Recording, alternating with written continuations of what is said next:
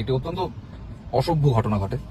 বেশ কয়েকবার হর্ন দেওয়া সত্ত্বেও তারা রাস্তায় কাজ করছিল ভর দুপুরবেলা 3টার সময়, যেটা কোনো মানে নেই। কোথাও কোনো স্টপ সাইন, কোনো রাস্তার রোড ব্লকেজ বা কিছু কোনো রকম সাইন কোথাও কিছু ছিল না। এটা কন্ট্রাক্টরের দায়িত্ব, এটা আপনাদের ইনফরমেশনের জন্য বলে রাখছি। সেই কন্ট্রাক্টরও ওই সিন অফ ক্রাইমে বা সিন অফ ইনসিডেন্টে ছিলেন না।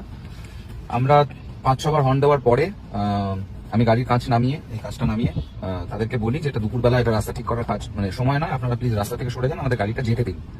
তারা রীতিমতো তেড়ে আসেন, তেড়ে এসে গাড়ির পাশে দাঁড়িয়ে, এখানে দাঁড়িয়ে আঙুল তুলে প্রচন্ড প্রভোকিং কথাবার্তা বলেন।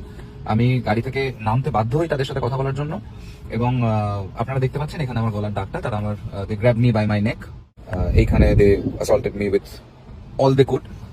তার সাথে আরো 2-3 জন মিলে রাস্তার উল্টো দিকে আমাকে টেনে হিচড়ে নিয়ে যায়। কিন্তু Mohar was brave enough to call it out যে এই সিচুয়েশনে দাঁড়িয়ে যদি পারেন তাহলে আমার গায়ে হাত দিয়ে দেখান। দুপুরবেলা 3টের সময় আপনারা ঘটনাটা ঘটছেন, বুঝতে পারছেন যে টাইমটার কোনো রাত হোক দিন হোক এটার কোনো